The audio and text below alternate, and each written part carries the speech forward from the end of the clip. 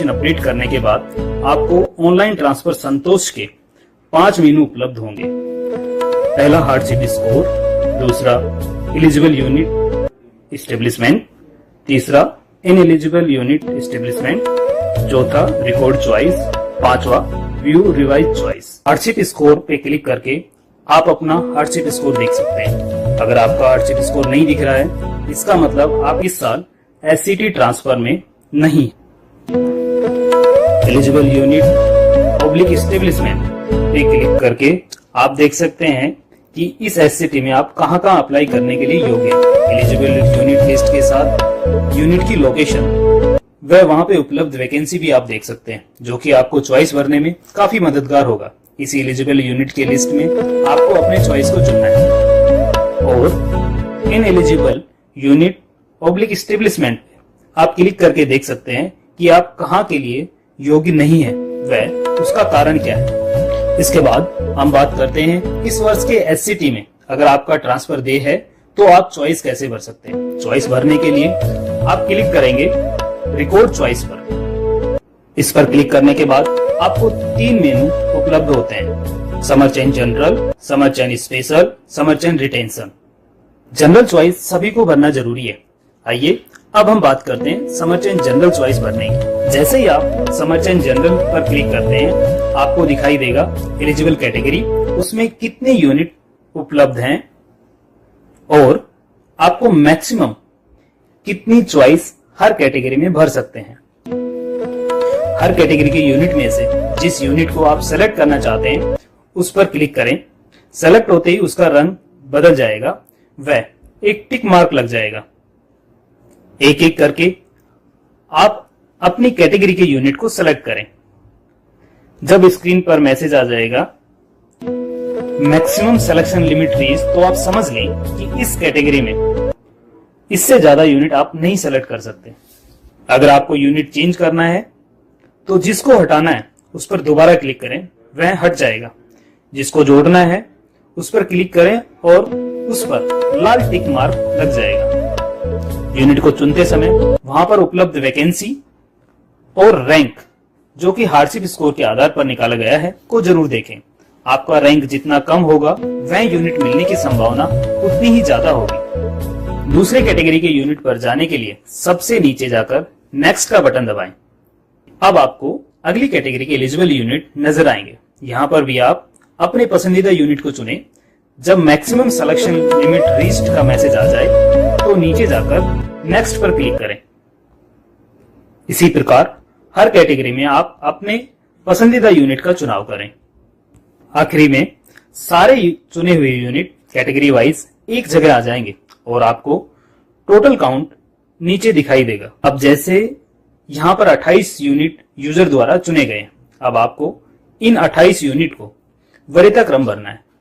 वरीयता क्रम का मतलब आपका पहला, दूसरा, तीसरा, चौथा चॉइस इन 28 में से कौन सी यूनिट है। इन 28 यूनिट को आपको आपके वरीयता क्रम के हिसाब से 1 से 28 तक लगाना है।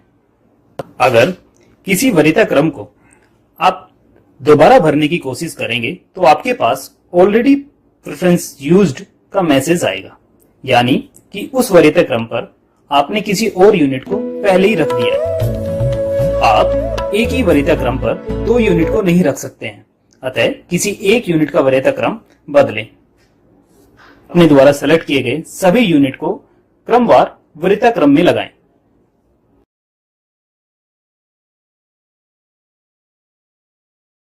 उसके बाद सबमिट को क्लिक करें, जिससे कि आपकी चॉइस संतोष एप्लीकेशन में सबमिट हो जाएंगी। चुनी हुई यूनिट में अपनी नवीनतम रैंक जांच करने के लिए व्यू ऑब्लिक रिवाइज चॉइस पर क्लिक करें। संतोष एप्लीकेशन ट्रांसफर प्रोसेस करते समय आपके द्वारा वरीयता क्रम में पहले से आखिरी यूनिट को क्रमवार आपके हार्डशिप स्कोर, वहां पर उपलब्ध वैकेंसी और आपकी एलिजिबिलिटी को देखते हुए यूनिट आपको अलॉट की जाएगी। यह ध्यान रहे कि यदि अन्य कर्मी उसी इकाई के लिए आवेदन करते हैं, उनका हार्डशिप स्कोर आपसे अधिक या कम है तो आपकी रैंक बदल सकती है। यदि आप चुनी हुई यूनिट को बदलना चाहते हैं तो कृपया एडिट बटन पर क्लिक करें यूनिट को चुनने और वरीयता देने की प्रक्रिया को दोबारा दोहराएं।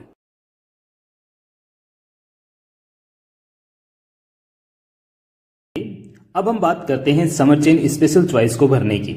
समर चेन स्पेशल चॉइस को भरने से पहले आपको समर चेन जनरल चॉइस को भरना अनिवार्य है। समर चेन जनरल चॉइस भरने के उपरांत जैसे ही आप समर चेन स्पेशल श्रेणी का चयन करेंगे, आपको एक नोट दिखाई देगा कि आप समर चेन स्पेशल या समर चेन एक्सटेंशन में से किसी एक ही श्रेणी का चयन कर सकते हैं।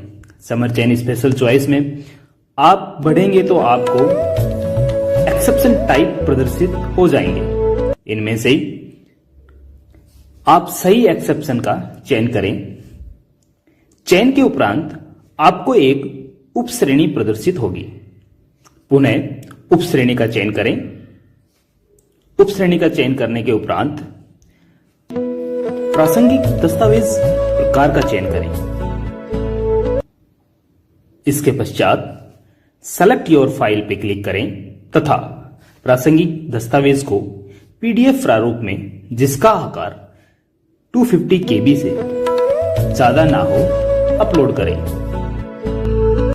इसके बाद नेक्स्ट क्लिक करें, जिसके उपरांत आपको सीआरपीएफ के सारे प्रतिष्ठान क्लस्टर के तौर पर दिखाई देंगे।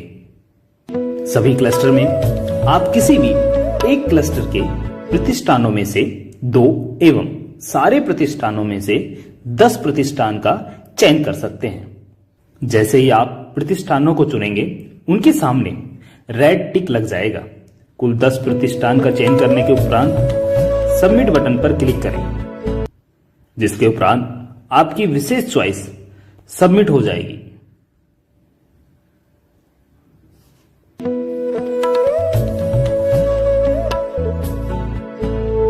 अब हम बात करते हैं समर चेन रिटेंशन को भरने की। समर चेन रिटेंशन को भरने से पहले आपको समर चेन जनरल चॉइस को भरना अनिवार्य है। समर चेन जनरल चॉइस को भरने के उपरांत जैसे ही आप समर चेन रिटेंशन श्रेणी का चयन करेंगे, आपको एक नोट दिखाई देगा कि आप समर चेन स्पेशल या समर चेन रिटेंशन में से किसी एक ही श्रेणी का चयन कर सकते हैं। समर चेन रिटेंशन में आप बढ़ेंगे तो आपको एक ड्रॉप डाउन मेनू में रिटेंशन के विभिन्न प्रकार मिलते हैं। इनमें से सही विकल्प का चयन करें। चयन के उपरांत आपको नीचे दिए गए टेक्स्ट बॉक्स में आपका अनुरोध कारण 200 शब्दों में अंकित करें। इसके उपरांत यदि आप संबंधित दस्तावेज अपलोड करना चाहते हैं तो सेलेक्ट योर फाइल पर क्लिक करें तथा प्रासंगिक दस्तावेज को पीडीएफ प्रारूप में जिसका आकार 250 KB से ज्यादा न हो अपलोड करें। अपलोड करने के बाद नेक्स्ट पर क्लिक करें, जिसके उपरांत आपकी रिटेंशन चॉइस